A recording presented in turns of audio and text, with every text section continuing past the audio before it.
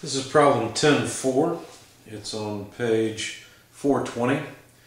A helical gear has a normal diametral pitch of 24, a normal pressure angle of 14.5 degrees, 72 teeth, a face width of 1/4 inch, and a helix angle of 45 degrees. If the gear transmits a half horsepower at a speed of 3450 RPM, compute the tangential force, axial force, and the radial force. Alright, so let's start this off. That's just part A. So let's answer part A to begin. Now the power being transmitted is a half horsepower. Just noting what was given. The speed of the gear was given as 3450 RPM. The normal diametral pitch was given as 24 inverse inches. And the normal pressure angle was given as 14.5 degrees.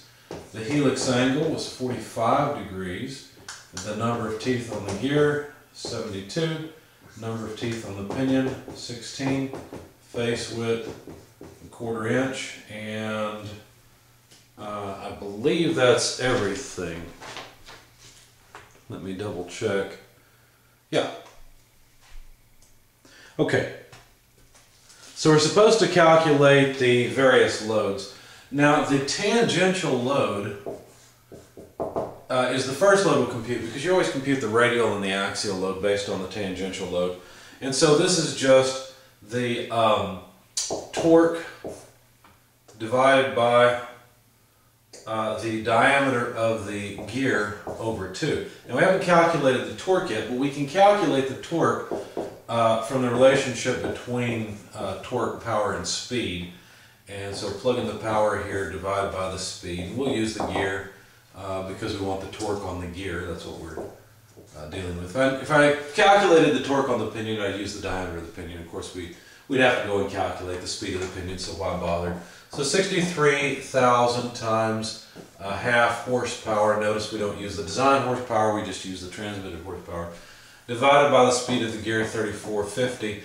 Now, since we've got speed in RPM and power in horsepower, the 63,000 converts the torque to inch-pounds. Now, really it's a little more accurate to use 63,025, but the difference is not a lot. So anyway, this comes out to 9.13 inch-pounds force of torque. So now we can calculate the tangential load, 9.13 inch-pounds force divided by the diameter of the gear. Now we don't have the diameter of the gear or the pinion yet. Let's just get both. The diameter of the pinion would be the number of teeth on the pinion divided by the diametral pitch. But notice, be careful here, the normal diametral pitch is what was given, not the diametral pitch. There's a relationship between the two. It's given in your text. I can't remember where right now. I'll just give it to you here. And it says that the diametral pitch is related to the normal diametral pitch by the cosine of the helix angle.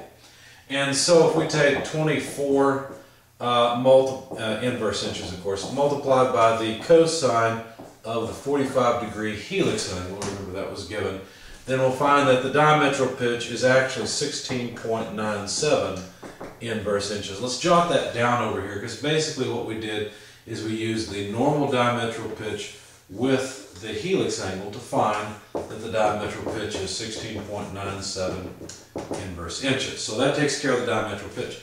The number of teeth on the pinion was given as 16. The diametral pitch we just calculated, 16.97 inverse inches.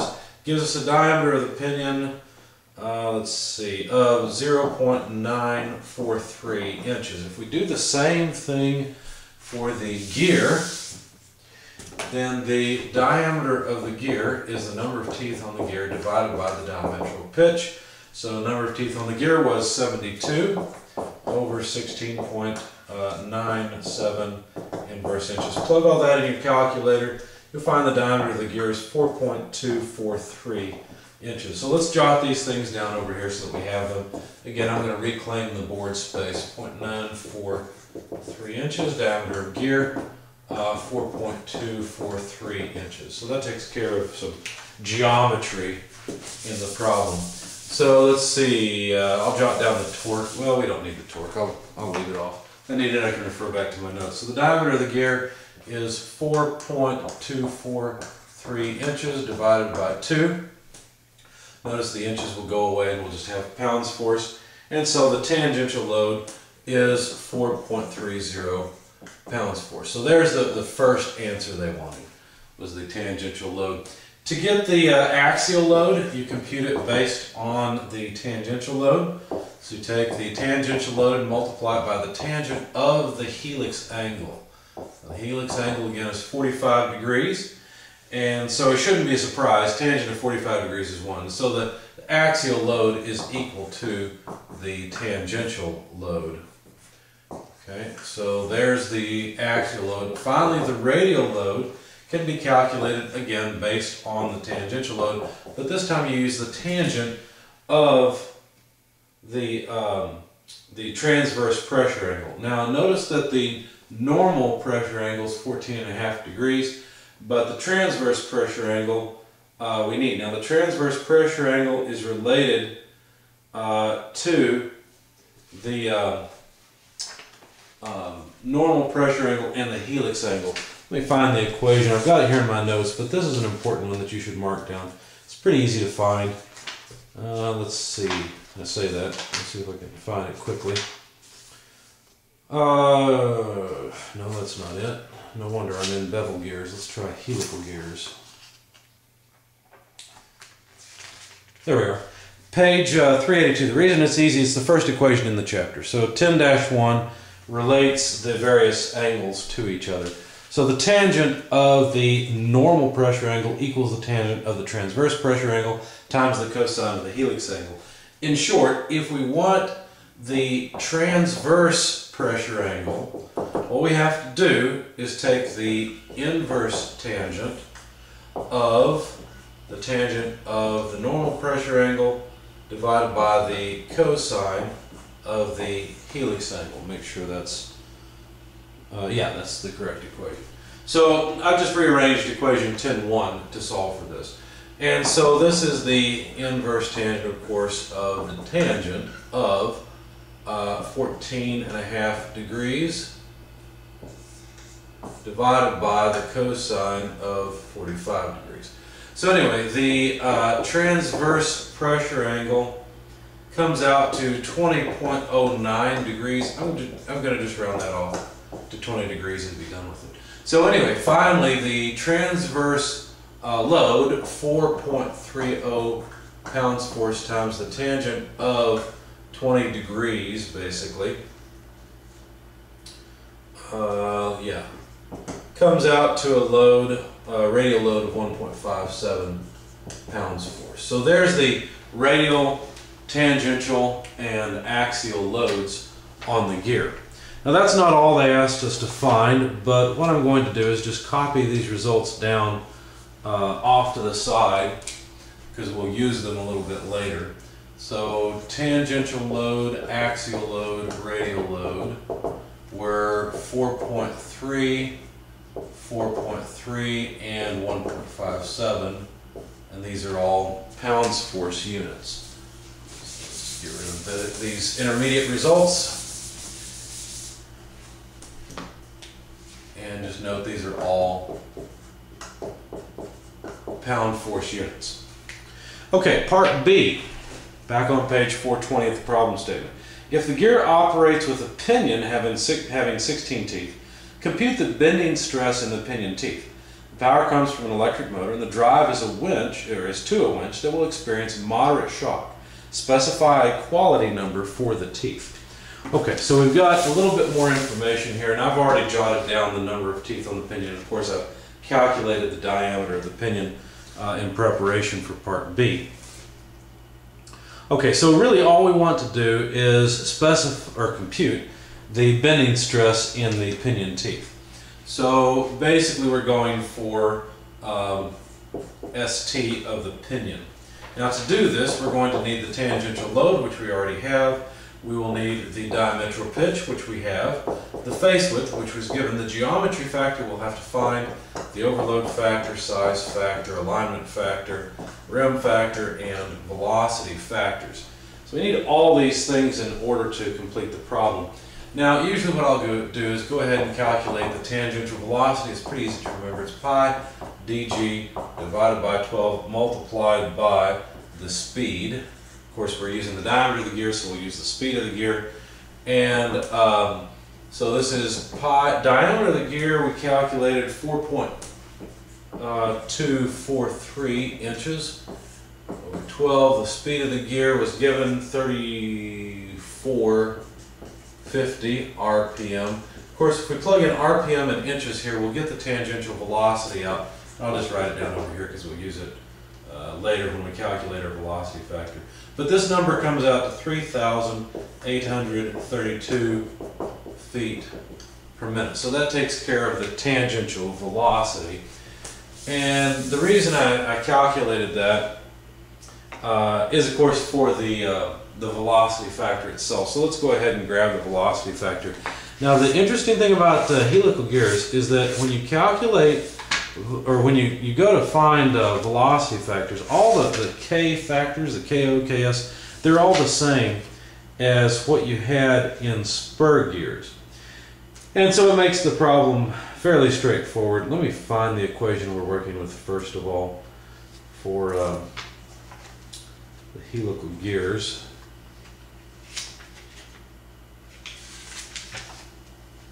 So essentially I'm on page 384 and I'm using the equation there that's not marked. It doesn't have an equation number, but it's just this equation here. And I'm just going to have to go through and find all these things. So we're going to go back to chapter 9 and calculate all of these factors. Now I'm going to assume this is a solid gear, and so there is no rim, so the rim factor is 1. Notice that the diametral pitch is about 17 or so, and the only time when you use a size factor other than 1 is when the diametral pitch is less than 5 or so. So in our case at 17, the diametral pitch indicates it's such a small tooth that we're going to just use 1 for the size factor. Now the let's see, I was going to go for the velocity factor first of all.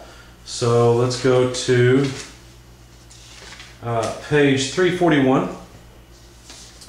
And using the velocity of 32 feet per minute, which is close to 4,000 or so, if you go to the figure, page 341, you can look up 4,000 RPM. But the problem is you need to know what quality of quality of gearing we're using, and that was not given. So if you go back, there is recommended qualities for various applications, and that is on page 330. And in our case, let's see. Let me see what my notes were. I've forgotten what I did here.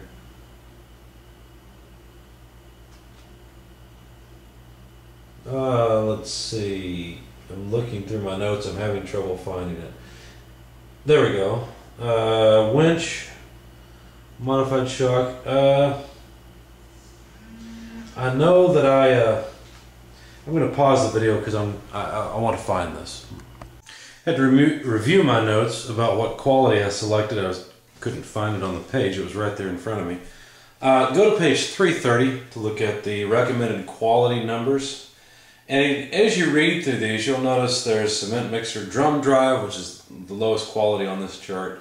It goes to an A9 near the bottom where it says a paper box making machine. That would be a box for making, or excuse me, a machine for making a cardboard box. A9 is also used for a small power drill. A8, closed washing machine. I actually have a small winch that I use for various purposes. It's electric powered, a lot like what's described in this problem. And I use it actually to pull my trailer around. I have a trailer that I lug wood around in, and this is just a small winch that I bought at Harbor Freight, I believe. And I've actually taken it apart before and done things, for example, remove the brake from it and other things that were just, I didn't need. And it reminds me a lot of a power drill, something that I would have taken apart that's a hand drill. It runs on 110 just like my drill does. And so my best estimate from my own experience is that we should use A9 or so for the quality of the gearing here. But notice that this is a case where there's not a real obvious quality that's recommended here. You can make a case for going down or going up to a higher quality and for going down to a lower quality gearing. So this is somewhat arbitrary. You need to know more about the application and what's normally used for it. Now, if you go to a company where you normally use gears that are designed, it's highly unlikely you'll go to a company where you're designing gears themselves, but if you go where gears are used, frequently there will be a supplier that's normally used that can tell you what quality is probably appropriate for the particular application you have in mind. So finally, to get at this velocity factor, I am going to select an A9 quality. And that will just allow me to read off the velocity factor from the chart. So now let's go back and grab the velocity factor. So go to page 341 and look at a quality of AV9. If you look up 3,800 and some odd, about 4,000 RPM, you'll see the quality at a quality of 9. The dynamic factor is going to be a little less than 1.5. Let's go ahead and compute it though, just to make sure. So I will use the equations I used in the past problems where you calculate B, you calculate C, and from all of that you calculate kV. Like I said, we should get something close to 1.5 or a little less. But B is equal to 1/4 of AV, the quality number, which is a quality of 9, less 5 to the 0.667 power. So plugging that into my calculator, let's see, you find that 9 less 5 is 4, power of 2/3 times 1/4 gives me 0.630 or so for B. Now C is 50 plus 56 times 1 minus B. Yeah, I just wanted to verify that was correct. So let's figure out C.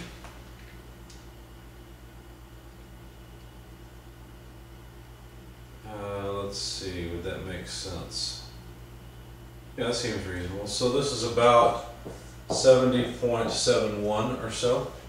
And now the velocity factor is actually computed as C over C plus root tangential velocity to the power of negative B. Remember, I'm using the English standard, so I'm on the left-hand side of table 9-9 on page 340.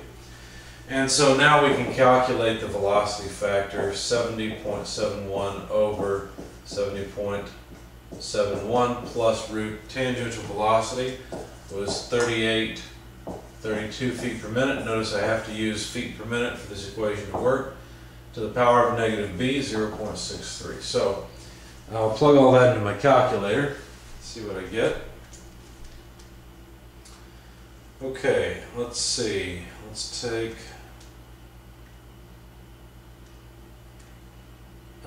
root 3832. There we go, to the power of negative 0.63. There we go.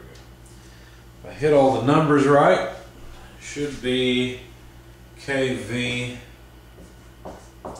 equal 1.486 or so, which is just below 1.5 as predicted. So I'm comfortable with that answer. Let's see, what's next? Well, we already decided on the size and rim factor. That takes care of the velocity factor. We've got the tangential load, diametral pitch, face width. We need a geometry factor, an overload factor, and an alignment factor. So let's go for the geometry factor next, and I'm just going to deal with the pinion, since in the problem statement, let's see, we were only asked for the pinion bending stress. And in part C, they asked for a suitable material for the pinion and gear. As long as I specify the same material for both, the material for the pinion will be adequate for the gear, so that's not really a big concern. So I'm just going to calculate the pinion parameters and not worry too much about the not worry too much about the gear. Okay, so let's see. The geometry factor for the pinion, let's just grab that next. The geometry factor for the helical gear will have to be found in Chapter 10. So, let's see, helical gear geometry factors, there it is. No, that's bevel gears. Let's try again.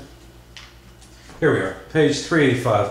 Now in helical gears it's a little strange because there's a modifying factor if the mating gear does not have 75 teeth, which is a mouthful. That's strange, but I'll explain it. Notice that the number of teeth on the pinion is 16.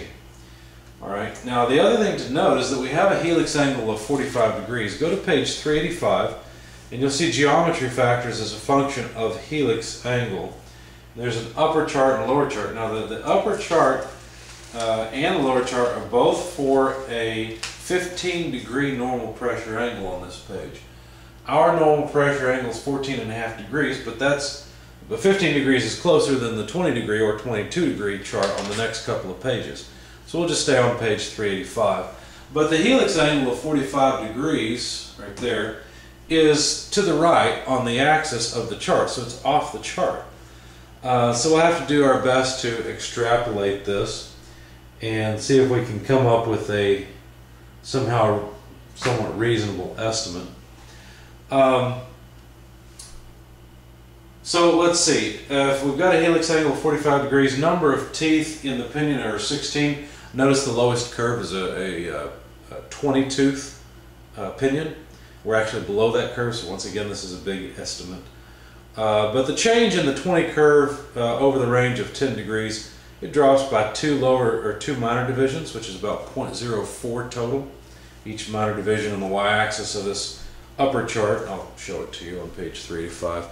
Each minor division on this y-axis is 0.02. So what I'll do to extrapolate it out is just assume it drops by the same amount over the next 10 degrees to get to 45. But then also this lower curve is for 20 teeth. I've got 16 in this pinion. So I've got to go down even farther, and my best estimate is to go down anywhere from a division to a half a division or so. So the best I can do, let's see, is go down 2 more divisions and then maybe another one, and come out at 0.32 or so. That's the best estimate I can come up with. So the geometry factor for the pinion from the chart is 0.32. Now that's not all there is to it. For helical gears, not only do we have the upper figure, figure A, but there's a modifying figure, figure B.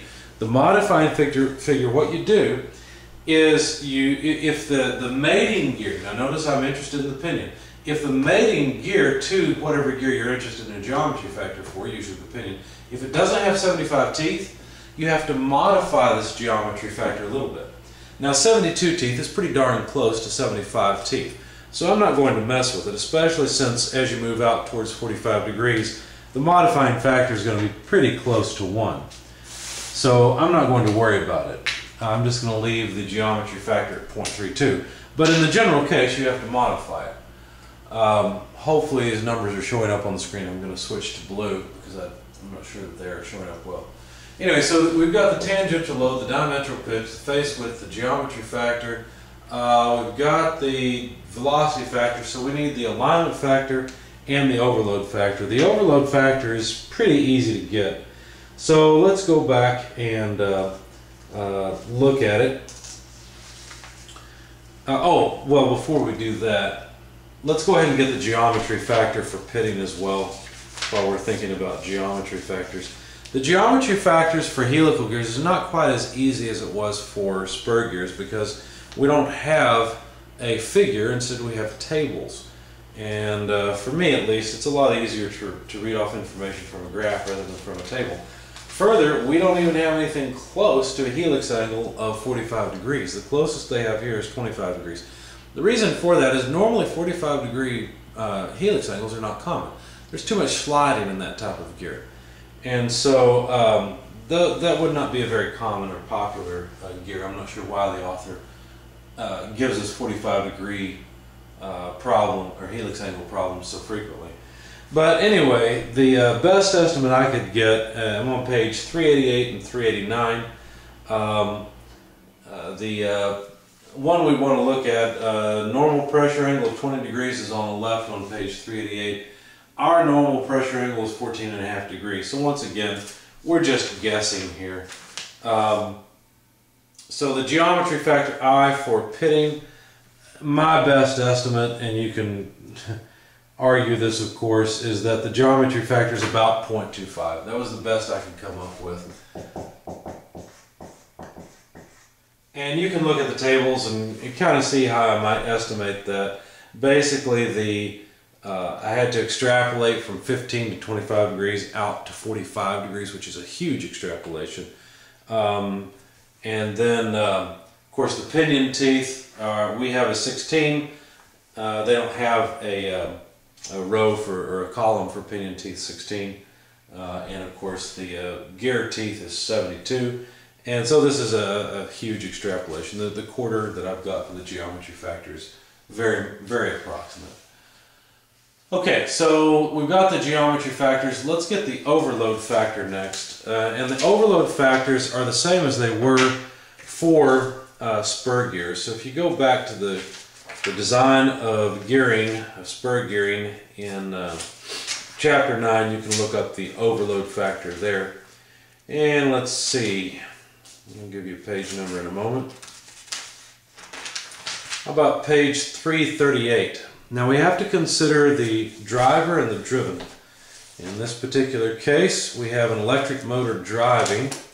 And it doesn't say anything about it being a high torque motor or anything that would give us an extreme shock load. Electric motor drive is to a winch that will experience moderate shock. So I would say the power source is uniform and the moderate shock driven machine gives us an overload factor of about 1.5 from table 9-7. So let's just put in 1.5 for the overload factor. I believe that's what I did before.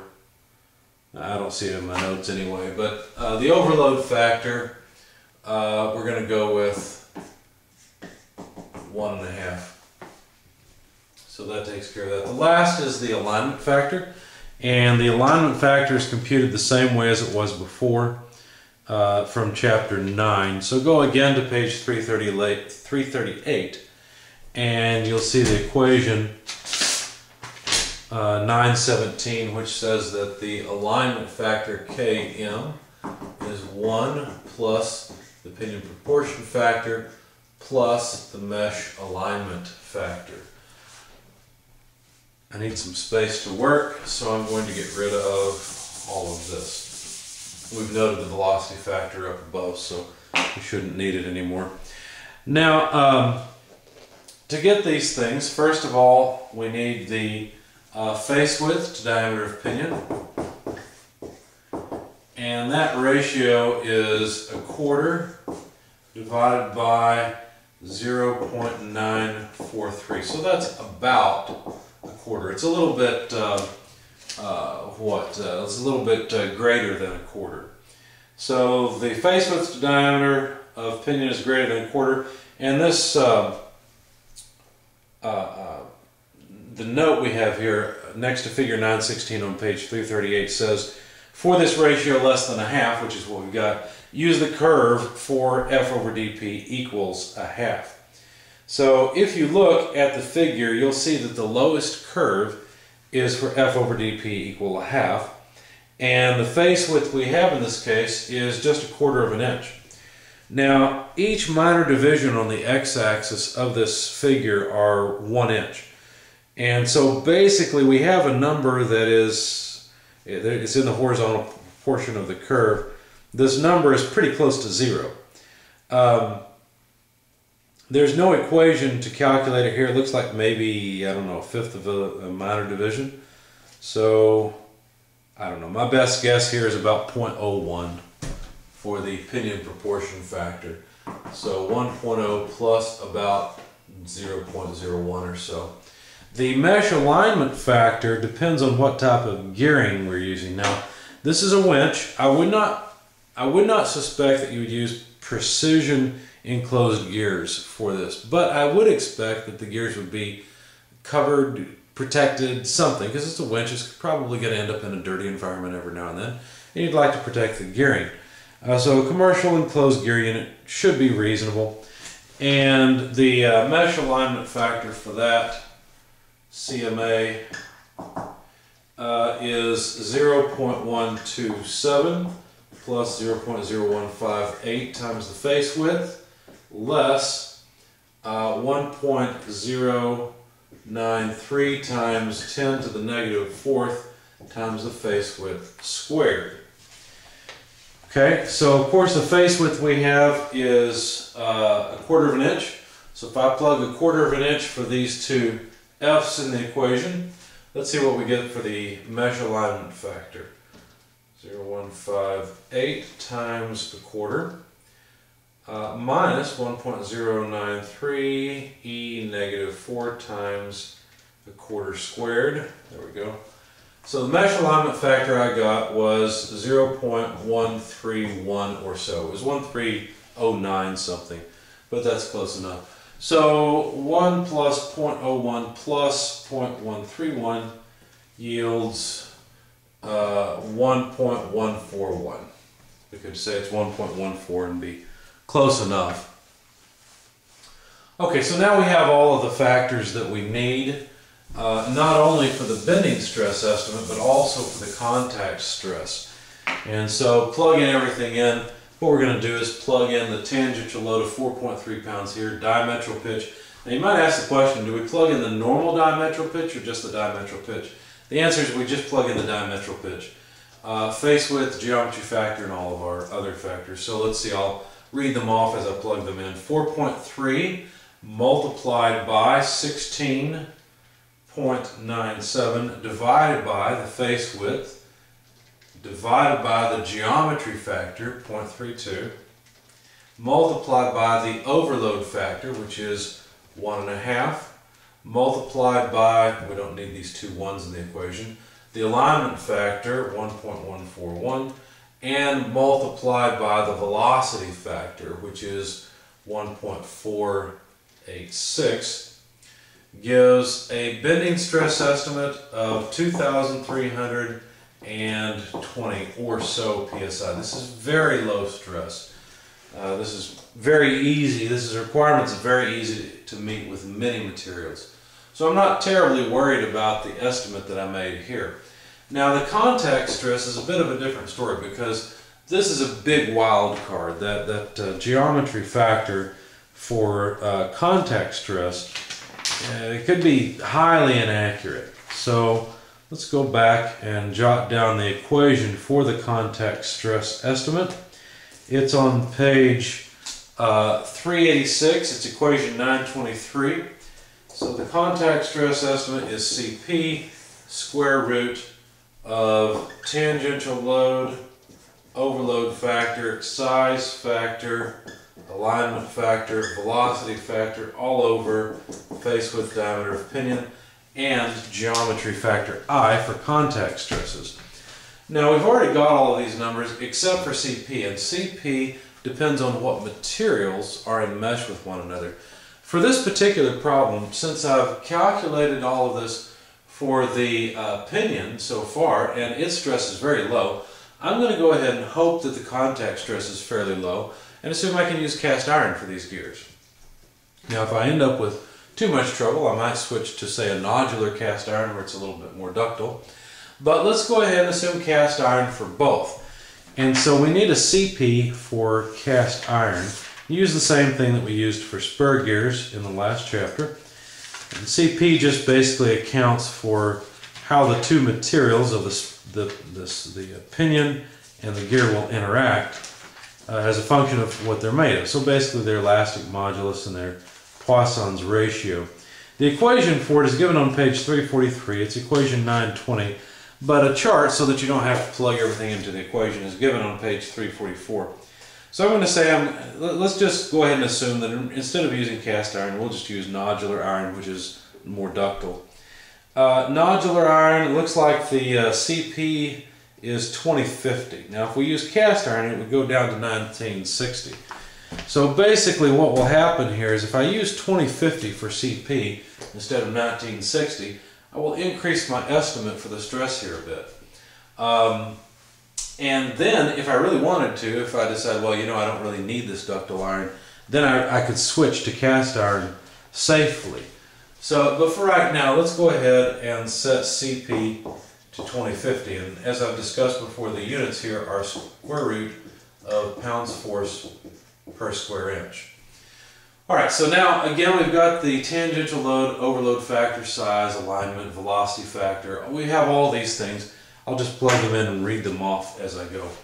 So the tangential load, 4.3 pounds, times overload, 1.5, times the size factor, which is 1, times the alignment factor, which is 1.141, multiplied by the velocity factor, 1.486, divided then by the face width, which is 1/4, divided by the diameter of the pinion, which is 0.943, and divided by the geometry factor, 0.25, gives me the argument inside of the square root. I'll take the square root of the result. I get 13.6 or so, which I will multiply by 2050, and come up with 27,925. Now, I would not write down that number because I have so much uncertainty in this geometry factor.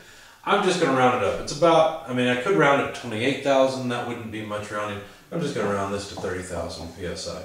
So 30 ksi is very approximately the value of the contact stress for this gear. So the bending stress is low. The contact stress is not bad at all. Any iron should, or any cast iron should be able to take this without too much trouble. But before we start looking at those factors, let's continue. So specify, so part C, specify a suitable material for the pinion of the gear considering both strength and pinion resistance. Okay, so for this part, what I will need to do is figure out a cycle factor. Now, this winch, I don't think the winch would be used very often. In fact, let's go to the table where there's recommended lives for various types of equipment. This is more like a hand tool than anything. And so go to page 344. Domestic appliances, design life in hours, 1,000 to 2,000 hours. This is just designed for 2,000 hours. Now, unless you know that this is going into a shop where lifting, if it's used, say, for lifting, and it's going to be used over and over, or if it's going, that's a different application than going on the front of an ATV, an all-terrain vehicle, where the ATV needs to be pulled out of the month once or twice a year. So we have to make a decision. I'm just going to assume a life of 1,000 hours. I'm sorry, 2,000 hours on the high end. And then we need a cycle factor for both pitting and for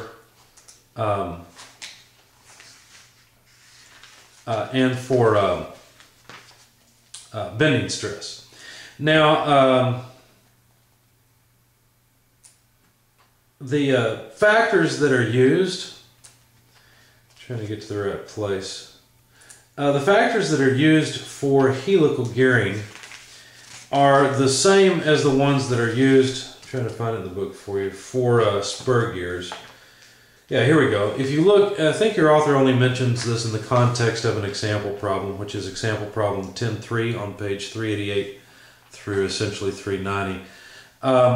But anyway, the figures that are used for helical gears are the same as the ones used for spur gears. Okay, so we're going to go back to chapter 9, and instead of using the equations, I'm just going to read it off the chart. You can get a more accurate estimate from the chart. So let's grab Zn and Yn.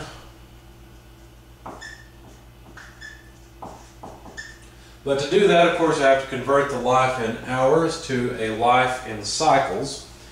And so what I'll need to do is calculate the number of cycles. Now I'm not going to write it down, it's pretty straightforward. 2,000 hours times 60 would give me the number of minutes that this thing operates. I've got that on my calculator. And if I know how many revolutions per minute, I can calculate the total number of revolutions. So for example, for the pinion, since that's what was asked for, the pinion turns at 3450 RPM. So I've got, let's see, about, well, it's 4 4.14 times 10 to the, let's see, 3.678. And I'm not going to worry about the gear. I'm just going to make it out of the same material as the pinion and not worry about it. So let's just work with the pinion. So YN for the pinion.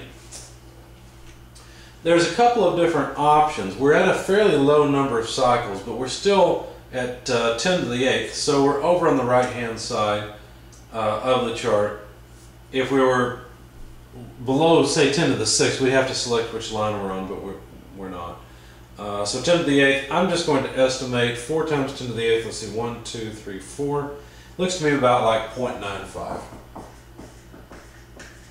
And for ZN, doing the same thing, 4 times 10 to the 8th, 1, 2, 3, 4. I'd say the factor is about 0.9 or so. Check that again. Yeah, about 0.9. So there are the cycle factors. Now what we're going to do is we're going to put these cycle factors together. Instead of with the material property, we're going to put it with the stress estimates and then look for material that can take that much stress. So we've got our cycle factors and we have the stress estimates. And as I said, instead of modifying the material properties, what we're going to do is modify the stress estimates and figure out what's the lowest bending stress allowable, basically, that we can live with. So for the bending stress, the lowest allowable bending stress would be greater than ST, which is 2320, modified with the cycle factor. Now the cycle factor is 0.95, so we'll just divide by YN. Now for the bending stress, I wouldn't really recommend adding in a factor of safety or a reliability factor here. Reliability is probably not that critical with this application, especially since it's not going to run for too many hours. But in the contact stress, it's a slightly different story. So 2320 divided by 0.95 should give us a number to shoot for, which will be easy to hit with such low stress. This is 2442, but you know what? Let's just round this off to 2500. Let's say it's about 2.5 KSI. Now, like I said, that's a really easy number to hit. So the material that we select should have a yield strength less than 2.5 KSI. And that's very easy. Now, modifying SC, the allowable contact stress should be greater than SC over 0.9. We may want to add in a safety factor here. The reason is, remember the geometry factor for the contact stress I. There was a lot of uncertainty in that. So adding in a safety factor, I think I'm going to go ahead and throw in a safety factor of 1.5. So just add 50% or so. And I've already bumped up the number a little bit, but this should help me a bit. So multiplying 30 KSI times 1.5 divided by 0.9 gives me about 50 KSI that I need for the contact stress. Now remember, I chose nodular iron, so let's go. Oh, before we do that, one more thing. There's a little bitty note that you need to highlight on page 291. It's beneath equation 819. It says, it is necessary to have at least 2 axial pitches in the face width to have the benefit of full helical action and its smooth transfer of the load from tooth to tooth. Well, what does that mean? Well, equation 819 is for calculating the circular pitch, basically. And it's calculated based on, let's do it over here. The first version of the equation is based on the pitch and the tangent of the helix angle. Then the next one is based on the diametral pitch and the helix angle, but the last one is for metric module. Now, we're not dealing with metric module in this problem. We've got English gears. So the pitch we will use, the pitch equation we'll use will be pi divided by the diametral pitch divided by the tangent of the helix angle. So let's plug that in our calculators. You know the diametral pitch is 16.97 inverse inches. Pi is just a button on our calculator. So tangent of 45 degrees is the last thing. Now I just noticed my calculator is in radians, and I hope I haven't been calculating in radians all this time and messed something up. But anyway, let's go back. So pi divided by 16.97 divided by the tangent of 45 degrees gives me a pitch of 0.185. Basically, having a pitch or a pitch to face width ratio just ensures that the face is long enough that multiple gear teeth are in mesh. That's really what the concern is about. And the recommendation is that, how did he put it, it is necessary to have at least 2 axial pitches in the face width. So in the face width we have a 1/4 inch face width. If we multiply the axial pitch by 2, then instead of 0.185 we get 0.37. So 2 times the axial pitch is less than the face width, and this is a bad thing. Okay, this is really bad. We want it to be at least equal, if not greater than. So this is a little low, and so the short version is we're not going to have full helical action. There's not going to be as much of a benefit of having the helical gears because there's not going to be real smooth load transfer as the gears rotate. Now our primary concern though is probably the contact stress. So let's go to the table that gives us the strength of cast irons. Here we are, page 333. And I already chose a ductile or nodular iron. And so bending stress number is easy to hit. I mean, 2.5 KSI is nothing. The contact stress is about the only thing of concern, but even that is easy to hit. And so you'll notice that 50 KSI, there we go. The lowest number that we have is 77 KSI. We could even go to a gray cast iron and have an allowable contact stress number in class 20 of 50 KSI with an allowable bending stress number of 5 KSI. So we could go to class 20, and remember what that would do. CP would be 1960 basically.